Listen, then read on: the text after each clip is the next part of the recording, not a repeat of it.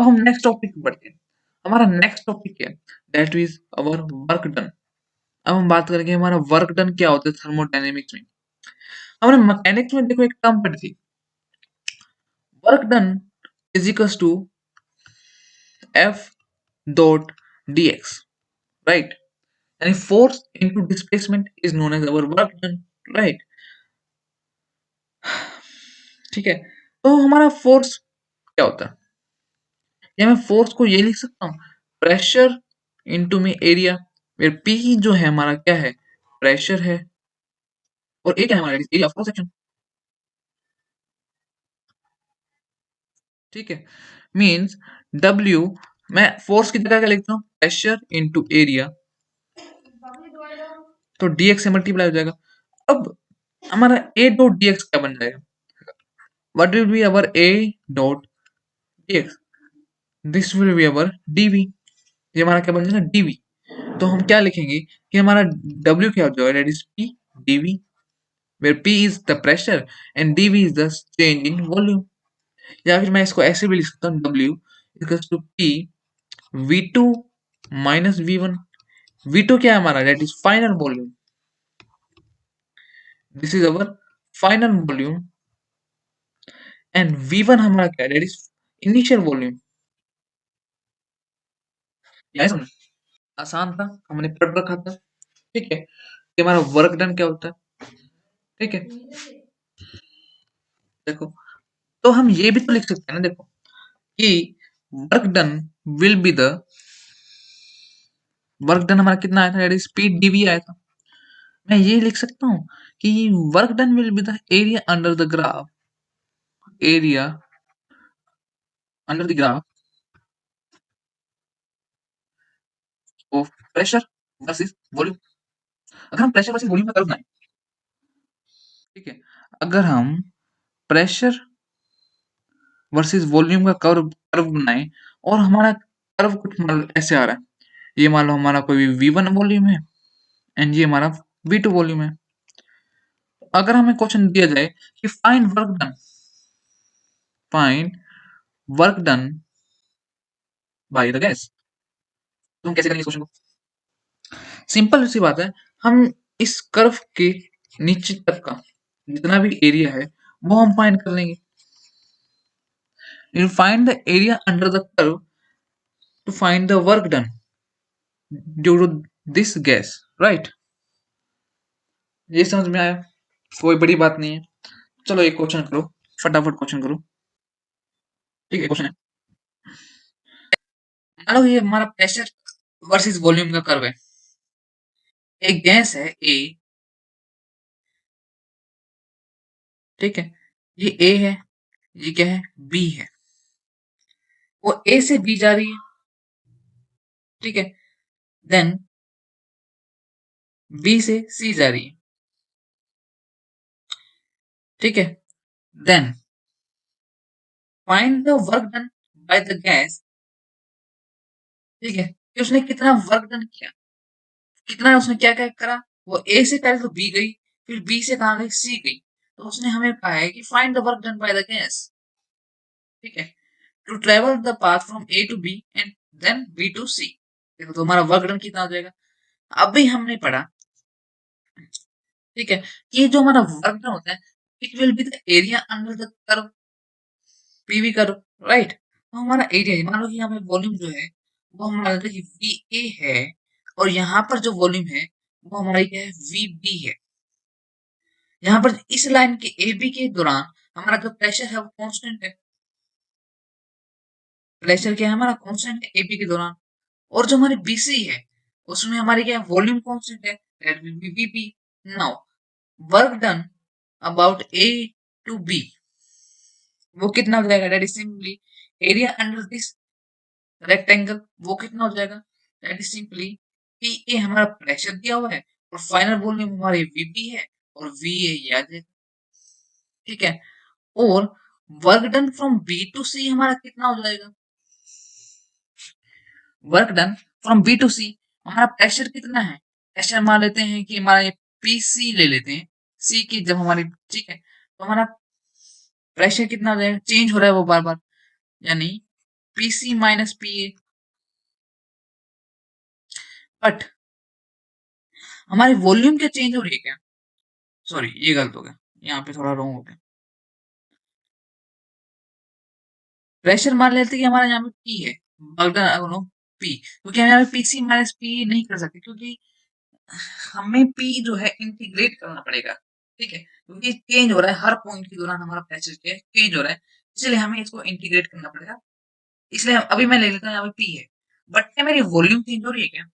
हमारा वॉल्यूम तो यहाँ पे कांस्टेंट है अराउंड डीसी, और वो कितना है वीपी है, तो चेंज इन वॉल्यूम हमारा कितना आएगा, दैट विल बी जीरो, तो हमारा वर्क डन कितना आएगा, that is zero. I hope आपको ये समझ में आएगा ये न्यूमेरिकल। तो आगे आने वाले लेक्चर्स में, मीन्स एक दो लेक्चर्स को छोड़ के, उसमें हम फर्स्ट लॉ ऑफ थर्मोडायनेमिक्स भी पढ़ लेंगे, और कुछ साइक्लिक प्रोसेसेस के बारे में भी डिस्कस कर लेंगे। तब तक उसके बाद हम इन सभी टॉपिक्स में जितना भी हमने पढ़ दिया, उन सभी टॉपिक्स में हम न्यूमेरिकल प्रॉब्लम सॉल्व करेंगे, और मोस्ट ऑफ द प्रॉब्लम हमारे पीवी ग्राफ से रिलेटेड होगी, ठीक है। अभी आपको ये समझ में आ गया, ठीक है। बाद में हम न्यूमेरिकल्स जो करेंगे उसमें हम आपको और भी अच्छे से समझ में आ जाएगा। तो अभी आगे बढ़ते हैं, अब हम बात करते हैं डिफरेंट टाइप ऑफ प्रोसेसेस के बारे में, ठीक है। हम क्या बात करेंगे, processes in thermodynamics, means how many processes are there in thermodynamics, कितने टाइप की हमारी प्रोसेस होती है थर्मोडायनेमिक्स के अंदर। देखो, पहली जो प्रोसेस है वो क्या होता है, आइसोथर्मल प्रोसेस, आइसोथर्मल प्रोसेस, ठीक है। आइसोथर्मल प्रोसेस में क्या होता है, हमारा जो टेम्परेचर है वो क्या रहता है, हमारा कांस्टेंट रहता है, मींस हमारा चेंज इन टेम्परेचर हमारा क्या होगा, जीरो होगा, या फिर मैं कहूँ कि हमारा डी जो क्या होगा वो जीरो होगा, या फिर मैं ये लिख सकता हूँ कि हमारा जो टेम्परेचर होगा वो क्या होगा, इट विल बी कांस्टेंट, ठीक है। पहली प्रोसेस तो ये होगी कि हमारा जो टेम्परेचर है वो रहेगा हमारा कांस्टेंट, ठीक है। देखो, इसके अगर हम ग्राफ बनाए, इसका मान लेते हैं हम कोई ग्राफ बनाते हैं, हमें क्या करना है, टेम्परेचर को कांस्टेंट रखना है। अगर हमारे पास आइडियल गैस है, if we take the ideal gas, then हमारे आइडियल गैस इक्वेशन क्या होता है, that is PV is equals to RT. R हमारा क्या होता है, कांस्टेंट होता है, दैट इज गैस कांस्टेंट। अगर हमारा टेम्परेचर भी कांस्टेंट होगा, तो क्या मैं लिख सकता हूँ कि पीवी इज इक्वल्स टू हमारा कांस्टेंट होगा, राइट, क्योंकि हमारा आर कांस्टेंट है, और हमने आइसोथर्मल में मान के चला कि हमारा टेम्परेचर भी कांस्टेंट है, simplifies PV is equals to constant. या फिर मैं ये लिख सकता हूँ कि पी1 की P1 V1 is equals to P2 V2 is equals to K। मान लेते हैं K हमारा क्या है, कोई भी कांस्टेंट है, आर्बिट्रेरी कांस्टेंट है, तो P हमारा कितना दे रहा है, सिंपली K अपॉन V, और यहां से हमें क्या मिल रहा है कि P जो है इनवर्सली प्रोपोर्शनल है V के, V is inversely proportional to V। तो हमारी ग्राफ कैसे मिलेगी, अगर हम P और V का ग्राफ बनाए तो हमारा कैसा ग्राफ मिलेगा, that will be something like this, जो कि किससे प्रोपोर्शनल होगा, राइट, ठीक है। ये हमारा ग्राफ मिलेगा फॉर आइसोथर्मल प्रोसेस। तो हम सेकंड ग्राफ की ओर चलते हैं। अगर हम दूसरा ग्राफ बनाए, दूसरा ग्राफ कैसे बनाएंगे, किसके बीच बनाएंगे, तो बनाते हैं प्रेशर और टेम्परेचर के बीच में हमारा ग्राफ बनाते हैं, ठीक है। तो टेम्परेचर तो हमारा कांस्टेंट है, तो एक्स एक्सिस में जो आएगा वो हमारी स्ट्रेट लाइन आएगी, यहाँ पे स्ट्रेट लाइन नहीं है लेकिन आप बना लीजिए because it will be straight line, ठीक है, it will be our straight line. Pressure हमारा चेंज हो सकता है लेकिन टेम्परेचर हमारा चेंज नहीं होगा फॉर आइसोथर्मल प्रोसेस, ठीक है। और अगर तीसरा जो हमारा ग्राफ है हम वो बनाए वॉल्यूम वर्सेस टेम्परेचर में, तो वॉल्यूम बढ़ सकती है, और पर टेम्परेचर हमारा क्या रहेगा, कांस्टेंट रहेगा, ठीक है। This will also be straight line, this will be our third graph. Now अब हम समझते हैं कि एक्चुअल में आइसोथर्मल प्रोसेस होती क्या है। मेरे कहने का मतलब है कि हमें कोई एग्जांपल लेके समझते हैं, ठीक है, आइसोथर्मल प्रोसेस के बारे में। देखो, हम कोई कंटेनर लेते हैं, कोई भी हमने क्या किया, कंटेनर लिया, और उसके ऊपर हमने लगा दिया पिस्टन, सिंपली हमने क्या लगा दिया, ऊपर एक पिस्टन लगा दिया, और नीचे से हम क्या दे रहे हैं, उसको हीट एनर्जी दे रहे हैं, we are giving some heat energy from the below, ठीक है, हम क्या उसको दे रहे हैं, हीट दे रहे हैं। ठीक है, बट नाउ हमारे यहाँ पे अंदर क्या हमारी गैस है, अंदर क्या हमारी गैस। क्या हम टेम्परेचर को चेंज कर सकते हैं क्या? नहीं।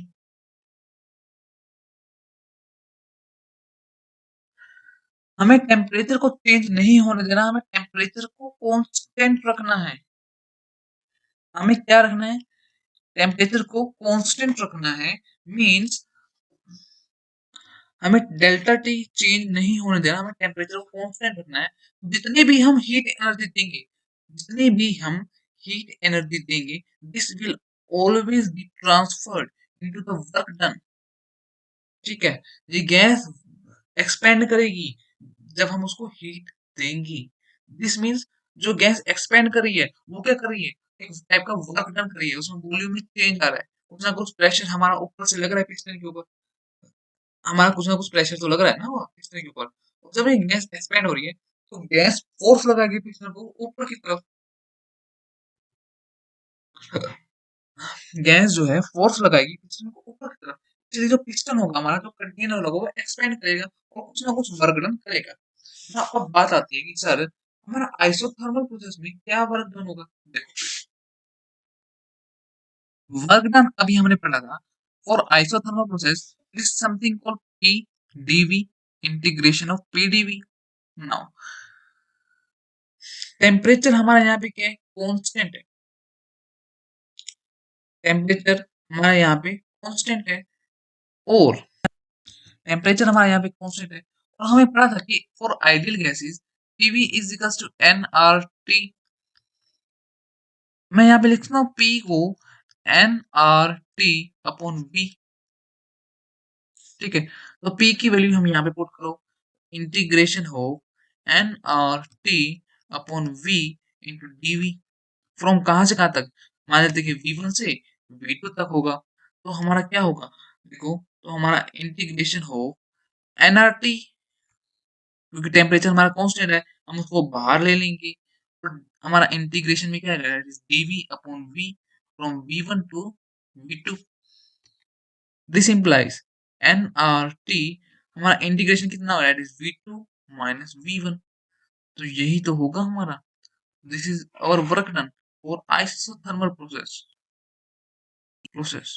बहुत ही इजी डेरिवेशन है, इसको याद करने की मुझे नहीं लगता आपको जरूरत होगी, आप एट द टाइम भी इसकी डेरिवेशन कर सकते हैं। ठीक है, नाउ आगे हम बात करते हैं हम दूसरी प्रोसेस की तरफ, जो होगी हमारी एडियाबेटिक प्रोसेस। तो एडियाबेटिक प्रोसेस, हम बात करते हैं एडियाबेटिक प्रोसेस में।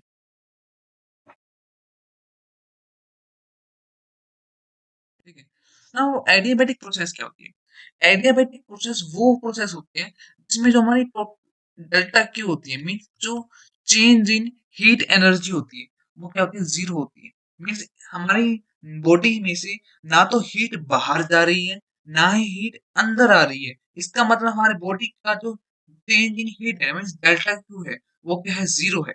इसलिए ये जो प्रोसेस होती है हम इसे कहते हैं एडियाबेटिक प्रोसेस। ठीक है, डेल्टा क्यू इज जीरो। एक इक्वेशन आती है बच्चों एडियाबेटिक में, कि हम एक इक्वेशन पढ़ते हैं कि P V raise to the power gamma should be constant. ये आपको याद करनी है, इसकी डेरिवेशन हम बाद में करेंगे। अभी आप इसे याद कर लीजिए कि हमारी एडियाबेटिक प्रोसेस में P V raise to the power gamma is always constant. ठीक है, दिस इंप्लाइज हम लिख सकते हैं कि P1 into V1 raise to the power gamma is equals to P2 into V2 raise to the power gamma is equals to constant. और उस constant को मान लेते हैं हम K। ठीक है, अब हम डिफाइन करते हैं कि हमारा वर्क डन कितना होगा फॉर एडियाबेटिक प्रोसेस। अभी हमने देखा ना कि for adiabatic process our del change in heat energy zero, तो हमारा वर्क डन जो होगा that is P into dV। ठीक है, अब P की वैल्यू हम यहाँ से निकाल लेते हैं। P की वैल्यू क्या होगी, that is P should be equal to K upon V की पावर गामा, क्योंकि V की पावर गामा को हम यहाँ पे लेंगे। और गामा वैसे होता क्या है, गामा क्या होता है इसमें, ये एक रेशो होता है, it is the ratio of Cp upon Cv, specific heat at constant pressure upon specific heat at constant volume, एक रेशो होता है, ठीक है। नाउ अब हम P की वैल्यू को यहाँ रखते हैं, that will B K upon V की पावर गामा इंटू dV का इंटीग्रेशन।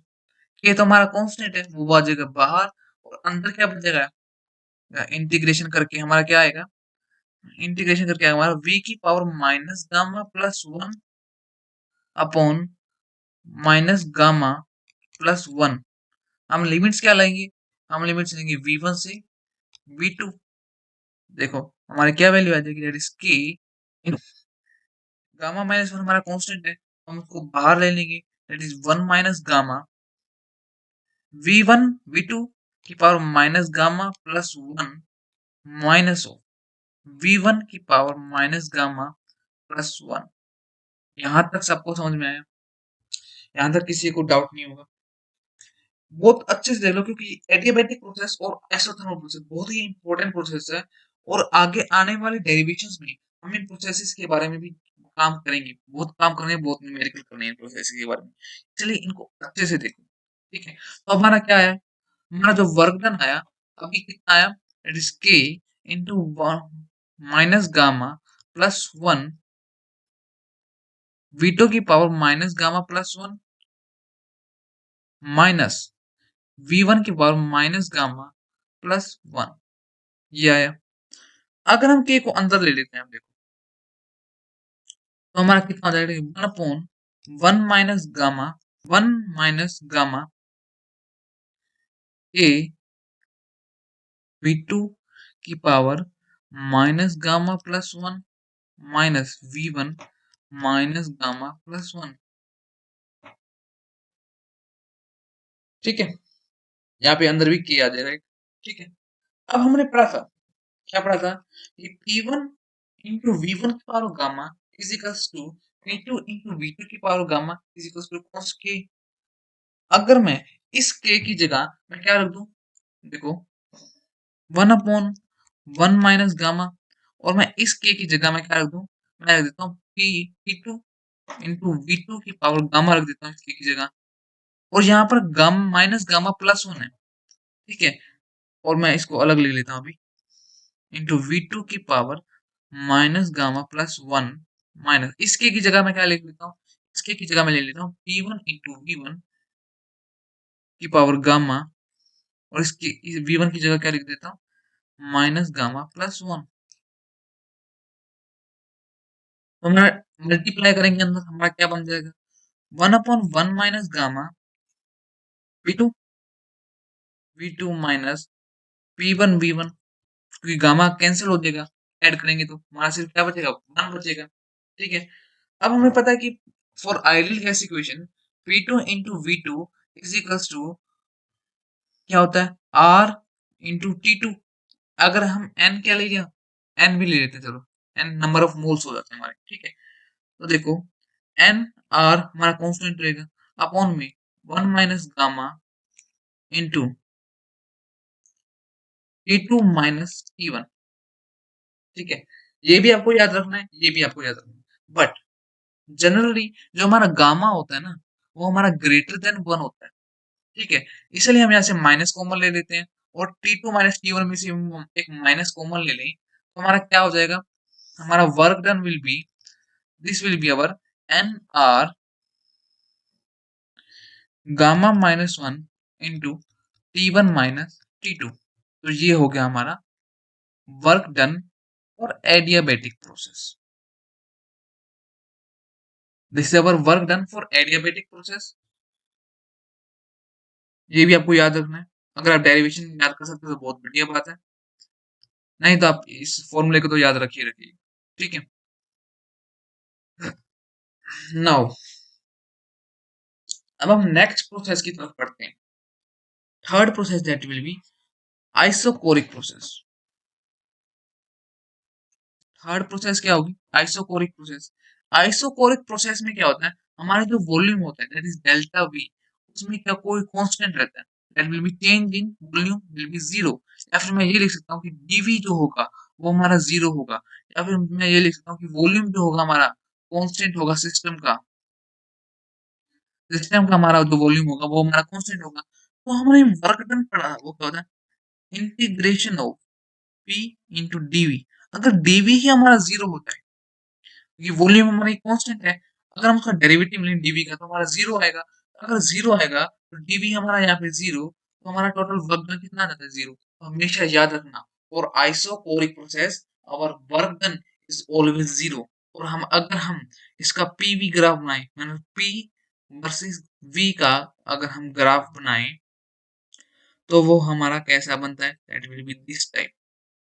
मीन्स ये हमारा पी है, ये हमारा वी है, वॉल्यूम हमारी कांस्टेंट है, स्ट्रेट लाइन। और हमारा जो वर्क डन होगा आप ग्राफ में से भी देख सकते हो हमारा क्या होगा 0 होगा।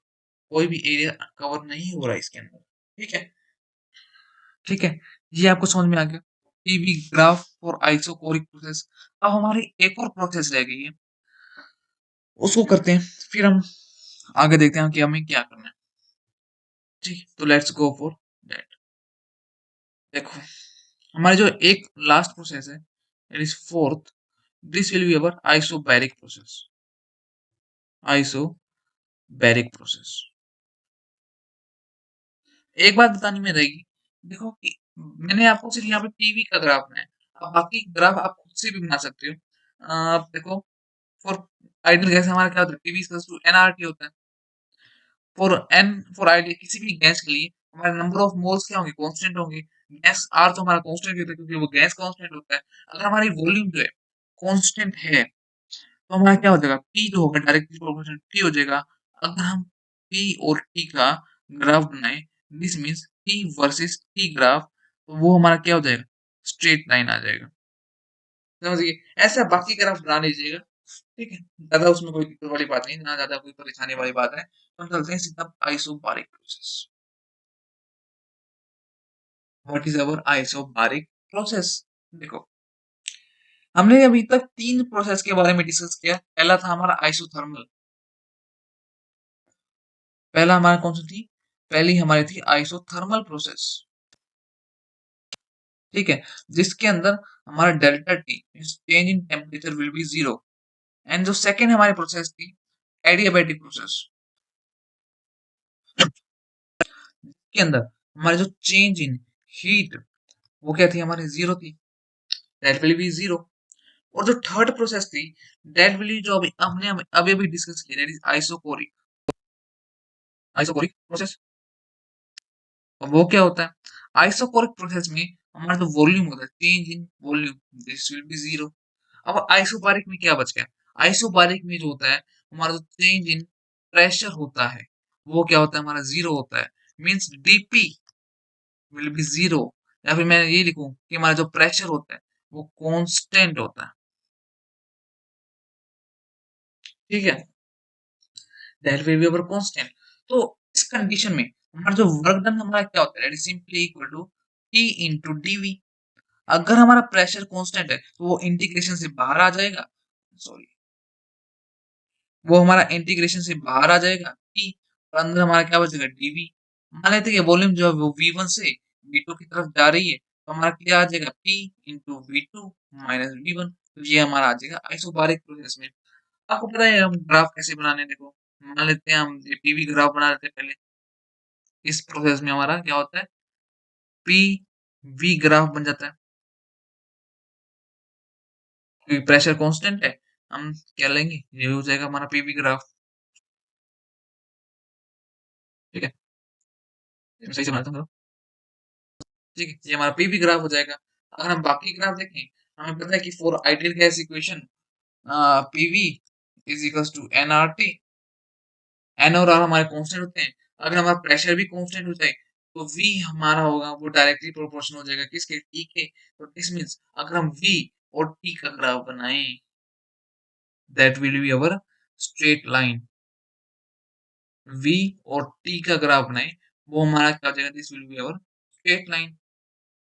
और इसका जो स्लोप हो जाएगा मीन्स एंगल हमारा था थीटा, स्लोप हमारा टेन थीटा होगा। या फिर हम कहेंगे this is our slope, sorry आप पता नहीं मिस्टेक्स क्यों रही, this will be our slope या फिर मैं कहूँ कि ये क्या है हमारा डीवी अपॉन डीटी है, हमारा कितना हो जाएगा, that is simply equal to N R upon T, क्योंकि हमारा यहाँ पे क्या है, प्रेशर कांस्टेंट है और isobaric process, this is valid for isobaric, ठीक है। और हमने पिछले वाला ग्राफ बनाया था ये वाला, तो इसमें हमारी स्लोप क्या आई थी, tan थीटा ही होता है ना हमारा स्लोप, स्लोप हमारा कितनी आई थी, that is N R upon V, ठीक है, ये आपको याद रखना है, दैट इज टेंजेंट थीटा, ठीक है। आज हमने क्या डिस्कस किया, ठीक है, आज हमने वर्क और फिर हम इसके न्यूमेरिकल्स करेंगे, थोड़ा सा पार्ट और रह गया हमारा थर्मोडायनामिक्स का, जिसके बाद मैं आपको न्यूमेरिकल्स कराऊंगा, तो वो कौन सा पार्ट है, उस पार्ट में हम डिस्कस करेंगे कि भाई फर्स्ट लॉ ऑफ थर्मोडायनामिक्स होता क्या है, ठीक है, first law of thermodynamics, what is first law of thermodynamics, and उसके अंदर हम बात करेंगे स्टेट फंक्शंस क्या होते हैं, फिर हम दोबारा से इन्हीं प्रोसेस को वापस से लेंगे, इनको समझेंगे कि फर्स्ट लॉ ऑफ थर्मोडायनामिक्स से इनका क्या यूज है, एग्जांपल समझेंगे, और वर्क डन मैंने आपको अभी करवा दिया हर एक प्रोसेस के अंदर, अब वो करके आएंगे, ठीक है। फिर हम साइक्लिक प्रोसेस का एक छोटा सा टॉपिक है वो करेंगे, और फिर हमारा जो है न्यूमेरिकल्स हमारे स्टार्ट हो जाएंगे, मीन्स लगा के चलिए हमारे दो लेक्चर्स और लगेंगे इसमें थ्योरी की, और फिर हमारे न्यूमेरिकल्स स्टार्ट हो जाएंगे, ठीक है। Okay, so good luck, see you soon, नमस्ते फिजिक्स।